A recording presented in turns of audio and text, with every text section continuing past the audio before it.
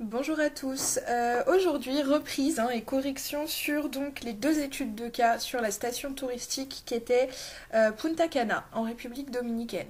Alors cette petite vidéo simplement pour aller un petit peu plus loin qu'avec la correction. Je vous ai fait une correction quand même déjà assez dense, j'ai bien développé, je vous ai ajouté des choses, j'ai expliqué des choses. Néanmoins c'est quand même pas quelque chose de tout à fait évident, donc l'intérêt ici c'est de repartir sur les questions et d'aller un petit peu plus loin, comme une correction qu'on aurait fait en classe. Donc pour suivre et pour que ce soit plus facile, parce que je ne vais pas vous remontrer les réponses, je vais juste m'attarder sur les documents, ayez sous les yeux la correction que je vous ai envoyée, ce sera beaucoup plus simple, sachant qu'il y a des questions sur lesquelles je vais passer assez vite et d'autres sur lesquelles on va aller un petit peu plus loin.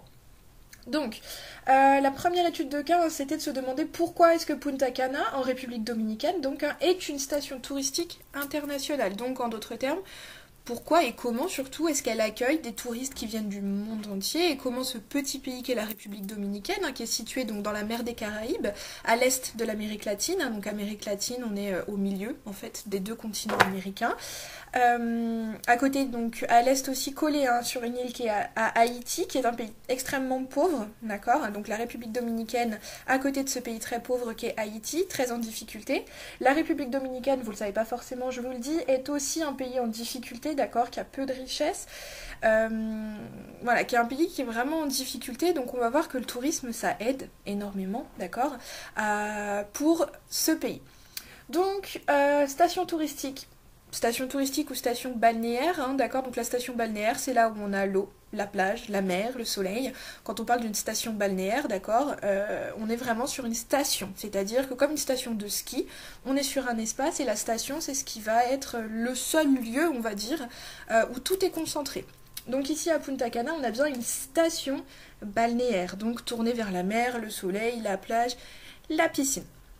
Donc, on répond aux questions ensemble rapidement, donc localiser, situer, je l'ai fait, donc n'oubliez pas d'être bien précis quand on localise et on situe, on n'oublie pas de dire sur quel continent on est, quelle mer, quel océan, dans quel pays, Punta Cana c'est pas un pays, Punta Cana c'est une station du pays qu'est la République dominicaine. Donc voilà, on est bien précis dans nos réponses, je vous l'ai faite, moi c'est pas la peine d'être très très long, simplement on essaye d'être précis. La question 2, vous demandez de répondre d'où venaient les touristes qui séjournent donc à Punta Cana et comment est-ce qu'ils viennent dans cette station. Donc les touristes viennent principalement d'Amérique du Nord. On voit bien que le principal flux sur cette image, sur le document, c'est l'Amérique du Nord et le second flux, c'est l'Europe. Donc on est sur des pays plutôt développés, des pays du Nord. Vous vous souvenez, je vous avais parlé un petit peu de ça. Donc on a des touristes aisés, riches, qui viennent à Punta Cana. C'est une station qui est privilégiée, je vous l'ai mis par les touristes des pays développés, et surtout ils viennent en avion, d'accord. On a un aéroport international qui a été créé à Punta Cana, et aussi en bateau, on a beaucoup de croisières organisées dans les Caraïbes, les croisières vous en avez déjà entendu parler, vous voyez les pubs à la télé aussi, donc on a des grands bateaux qui organisent des voyages, et les croisières se baladent dans toutes les îles des Caraïbes en faisant des escales. Donc voilà pour les touristes qui viennent de Punta Cana. Donc on a quand même de nombreux touristes, si on regarde sur la carte, les cercles qui nous montrent le nombre d'arrivées de touristes internationaux en millions, on est environ quand même à 5 millions de touristes internationaux par an pour Punta Cana.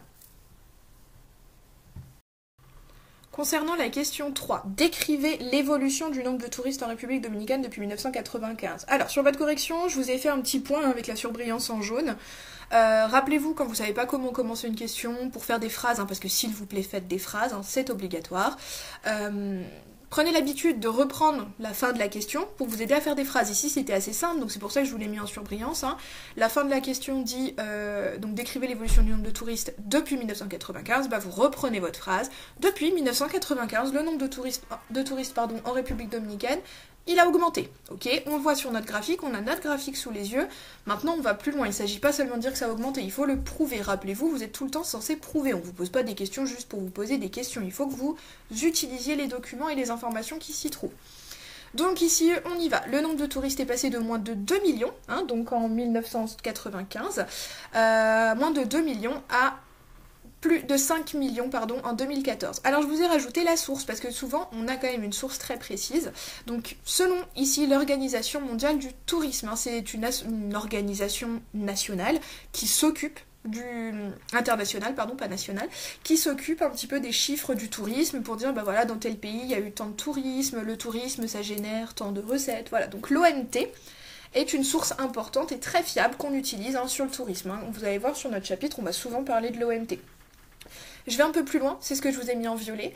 On peut utiliser encore d'autres chiffres. On a dit que ça avait augmenté, on a prouvé. On utilise les 2 chiffres les plus éloignés, donc 1995 2014 pour montrer l'augmentation, mais on peut montrer qu'il y a quand même une très forte augmentation juste en quelques années. C'est pour ça qu'on utilise entre 2010 et 2014, la République dominicaine a accueilli 1 million de touristes en plus. On peut aller plus loin, on peut ajouter des choses, d'accord? Donc on montre qu'il y a cette évolution qui est extrêmement importante. Ça vous permet non seulement de montrer que vous avez bien compris, et surtout vous avez un chiffre important à rajouter dans votre cours que vous pouvez garder en tête et réutiliser par exemple pour un devoir. Donc, bien utiliser tous les chiffres, ne pas... Alors, c'est pas la peine de donner tous les chiffres systématiquement, vous n'allez pas dire en 2000 il y en a eu tant, en 2005 il y en a eu tant, en 2010 il y en a eu tant. Non, vous choisissez. Vous prenez, généralement quand on répond à une question, on prend le chiffre le plus éloigné, les 2 chiffres les plus éloignés, ici c'est 1995 et 2014, et vous pouvez en rajouter un parce qu'il était intéressant de montrer 2010-2014 parce qu'il y a un chiffre rond, 1 million de touristes en plus. Voilà.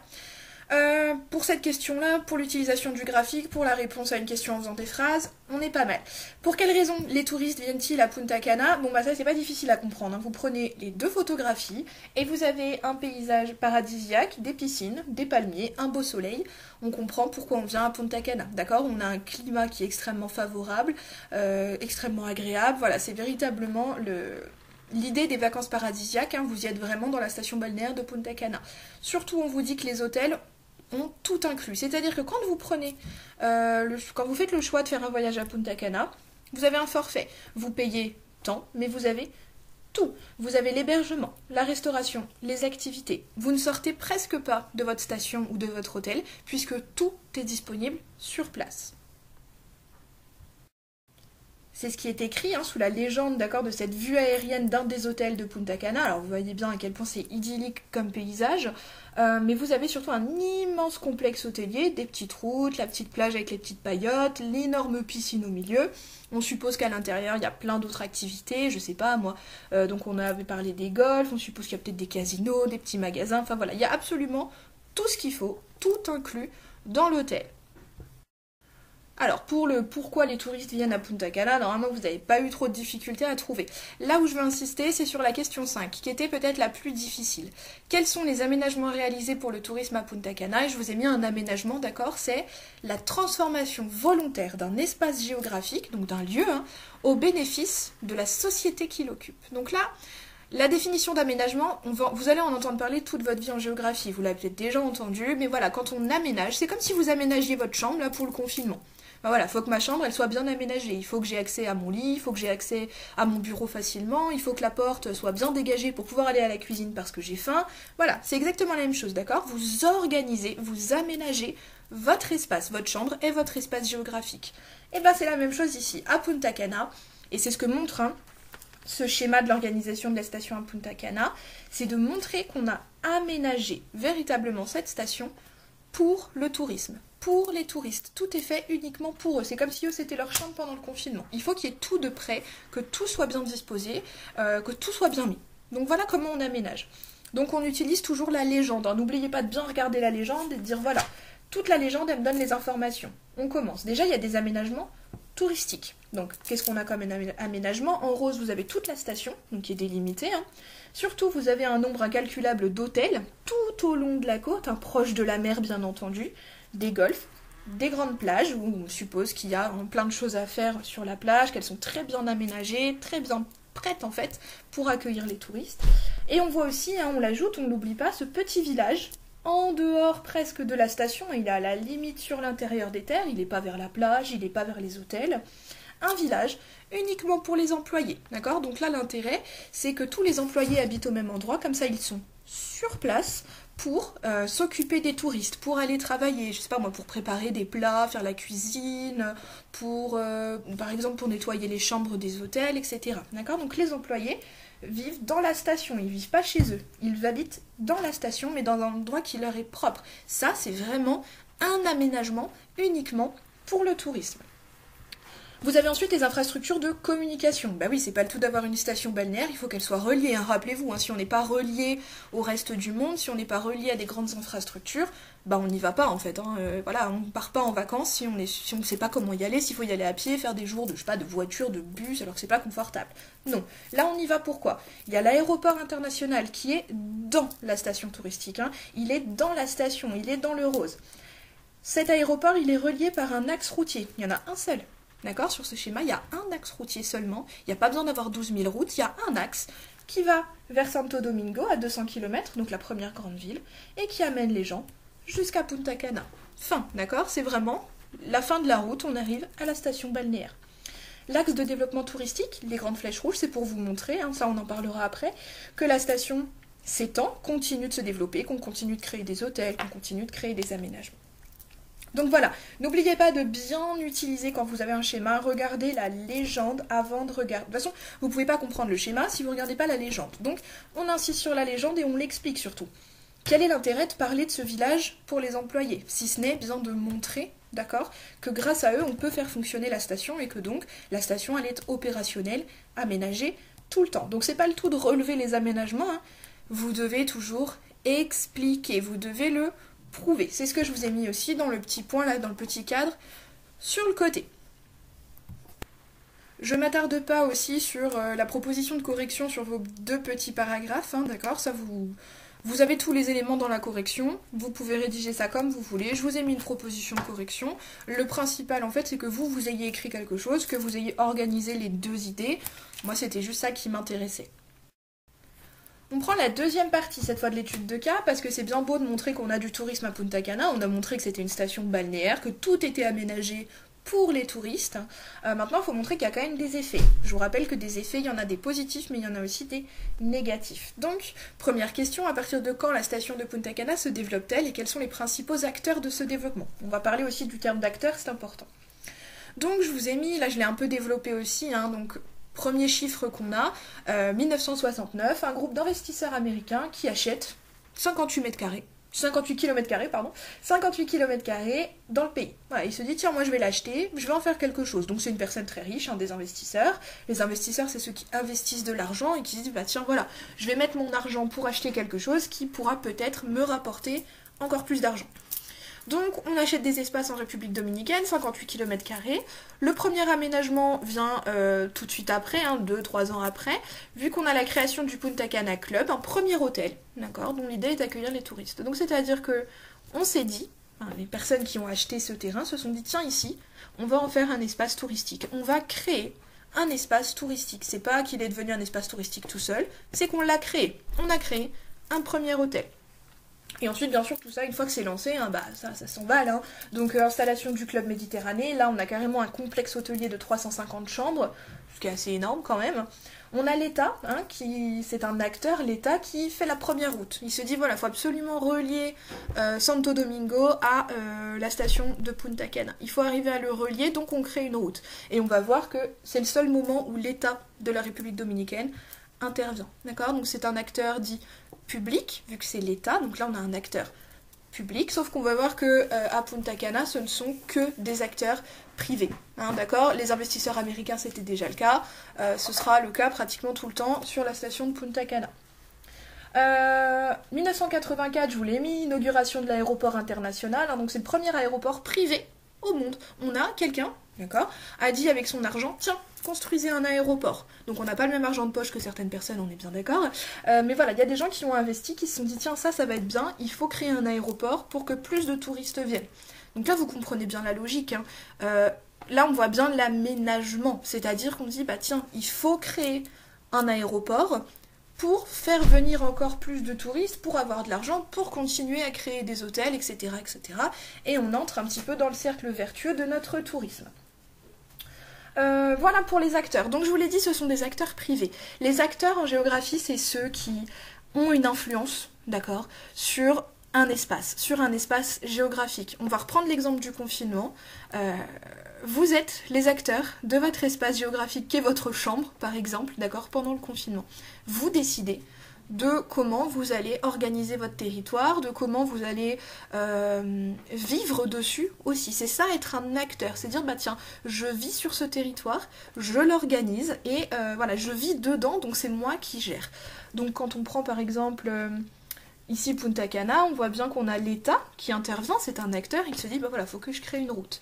Et on a les investisseurs qui sont privés, donc des acteurs privés, pas des gens, pas du public, pas l'État, qui dit bah tiens, moi je vais créer tel hôtel, bon, moi aussi je vais créer un hôtel, puis tiens, faut créer un aéroport. D'accord? Donc là on a l'acteur, c'est-à-dire celui qui aménage le territoire. Nouvelle utilisation de deux graphiques, cette fois différents, puisqu'il fallait montrer que le tourisme est un facteur de développement pour la République dominicaine. Normalement, là, il n'y avait pas de difficulté particulière. Ce qu'il fallait montrer, d'accord, c'était que le tourisme permettait de développer le pays. Pourquoi? Parce que simplement, on amène de l'argent. Le tourisme, ça apporte de l'argent, d'accord? Donc on le voit bien, c'est ce que je vous ai mis, hein, si on regarde les documents 2 et 4. D'abord, le tourisme a apporté plus de 5 000 millions d'euros en 2014. Je vous ai remis la source, c'est la Banque centrale de la République dominicaine. Donc on voit bien que le tourisme amène des recettes. Les recettes, c'est ce qu'on gagne, c'est le bénéfice, d'accord? C'est ce qu'on gagne en argent. Mais non seulement le tourisme apporte des recettes, c'est-à-dire de l'argent, mais en plus ça crée des emplois. Bah oui, souvenez-vous, on a quand même un village créé spécialement dans la station touristique de Punta Cana, où les gens, pour les employés. Donc ça veut dire qu'on crée des emplois. Pourquoi? Bah, plus vous avez d'hôtels, plus vous avez besoin de gens pour nettoyer les chambres. Plus vous avez de restaurants, plus vous avez besoin de gens pour faire la cuisine, servir, etc. etc. D'accord? On a besoin de guides, on a besoin de tout un tas de personnes pour faire tourner un service hôtelier, un service touristique. Donc on voit bien, d'accord, que l'emploi a augmenté. Et c'est ce que je vous ai mis avec quelques chiffres. On est passé d'environ 125 000 en 1995 à près de 250 000 employés en 2014. Et on dit aussi que ça fait que le tourisme est le premier secteur d'emploi dans le pays. Ça veut dire quoi? Ça veut dire que pour la République dominicaine, ceux qui emploient le plus de gens, là où il y a le plus de travail, c'est dans le tourisme. Alors on a parlé des aménagements, il faut aussi parler des infrastructures de transport. Je vous ai dit, c'est absolument essentiel qu'on ait possibilité de faire venir les touristes, hein, je vous l'ai dit, hein, s'il n'y a pas d'aéroport, on ne peut pas venir en avion déjà, donc ça réduit un petit peu, d'accord, l'arrivée des touristes. Donc il faut les faire venir, ces touristes, ça veut dire qu'il faut créer des infrastructures de transport. Et ça, le tourisme, il est créateur d'infrastructures, d'accord? On aménage l'espace pour le tourisme, mais en retour, le tourisme continue d'aménager parce qu'il faut bien faire venir les touristes. Donc on a créé de nombreuses infrastructures de transport, alors toujours avec des acteurs privés, sauf on l'avait vu l'État, acteur public, qui avait créé la route. Donc le but c'est d'accéder le plus facilement possible à la station balnéaire, donc il y a un aéroport, on a des routes, enfin voilà, on a vraiment des infrastructures de transport qui sont pas tellement nombreuses en République dominicaine, mais qui ont été créées spécifiquement pour le tourisme, pour faire venir les touristes et pour qu'ils puissent se déplacer facilement à l'intérieur du pays.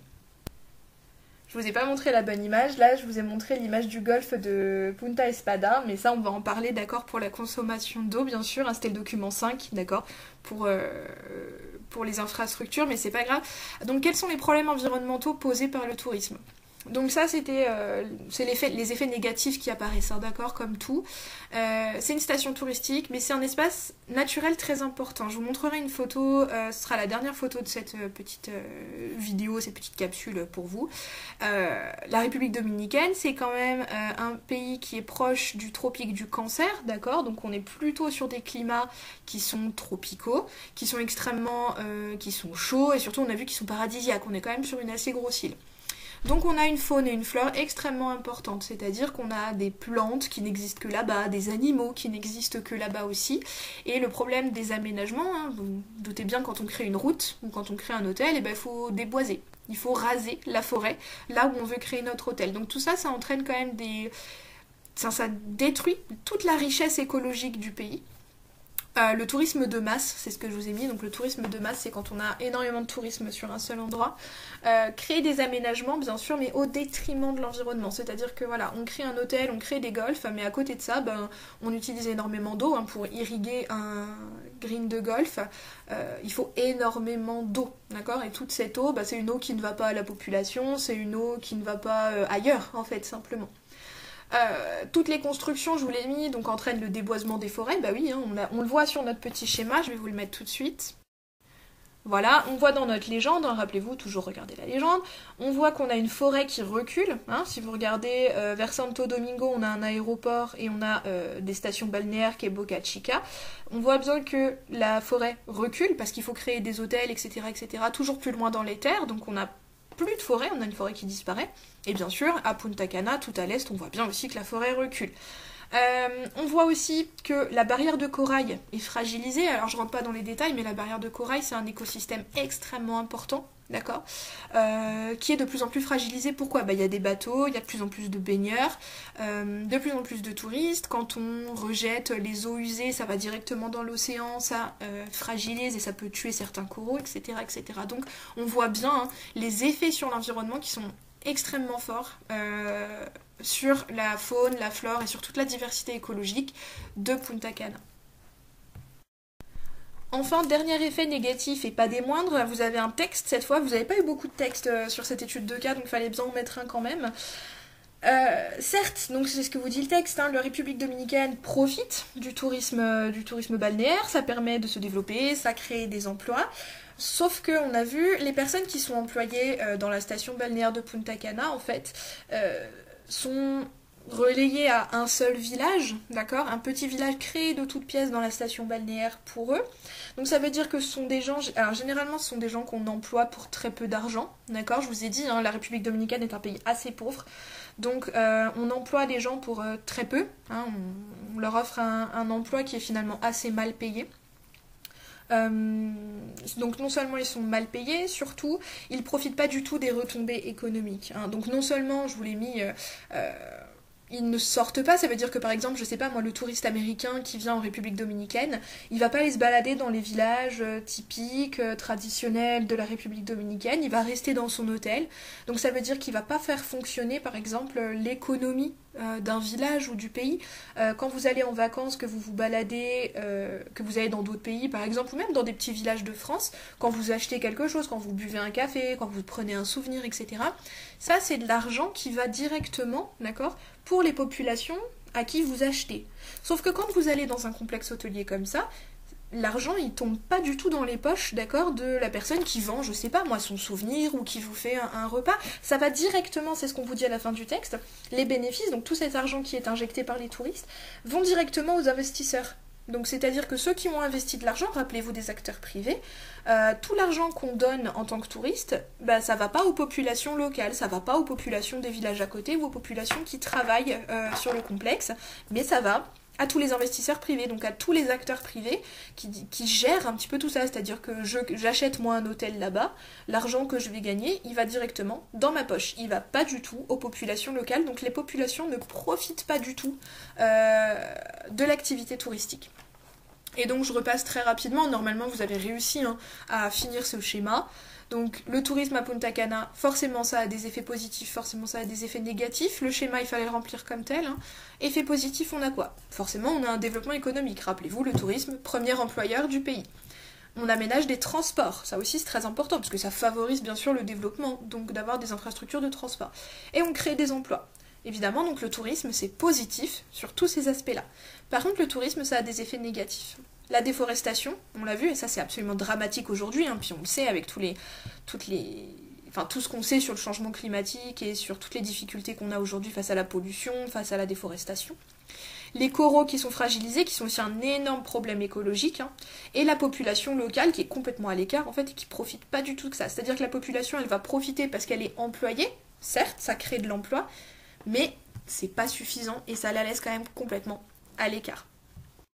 Pour terminer cette vidéo, je vous montre deux images trouvées sur internet, hein, quand vous tapez Punta Cana. Voilà ce qu'on trouve.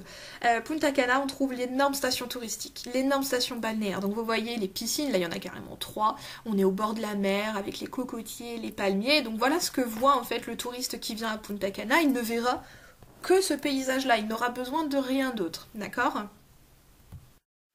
Alors que la République dominicaine, ce sont énormément de paysages comme ça, avec d'immenses forêts, des forêts tropicales, hein, d'accord, des forêts pratiquement amazoniennes. C'est ce qu'on vous met si vous reprenez le document 5, hein, on a des parcs nationaux, donc des forêts qui sont protégées, il faut absolument les protéger, mais ce sont surtout des espaces où on a une faune, une flore extrêmement riche, d'accord. Donc c'est quand même des espaces qu'il faut absolument protéger, protéger des hommes, protéger du tourisme. Donc la première étape en fait de notre chapitre sur le tourisme, c'est de voir un petit peu les effets du tourisme de masse. On a utilisé une étude de cas, c'est Punta Cana, et à la rentrée, donc après ces 2 semaines de vacances, on essaiera de voir comment se passe le tourisme ailleurs dans le monde. Est-ce que c'est partout pareil qu'à Punta Cana ou pas? Quels sont les effets du tourisme de masse ailleurs dans le monde? Il n'y a pas des forêts tropicales partout à protéger, donc comment ça se passe ailleurs? Donc voilà, on a fait notre étude de cas sur une station balnéaire vraiment qui représente, qui est l'image même du tourisme paradisiaque et du tourisme de masse. On essaiera de voir d'autres formes de tourisme, puis surtout on se posera la question de savoir comment est-ce qu'on peut avoir un tourisme qui protège aussi l'environnement, les populations locales, et qui respecte le développement durable. Donc voilà pour cette vidéo qui était assez longue, mais qui me paraissait importante de revenir sur tout ce qu'on a vu ensemble, parce que c'était pas évident. Donc voilà, normalement vous avez tout compris, vous êtes au taquet sur le tourisme à Punta Cana. Je vous souhaite d'excellentes vacances, à bientôt.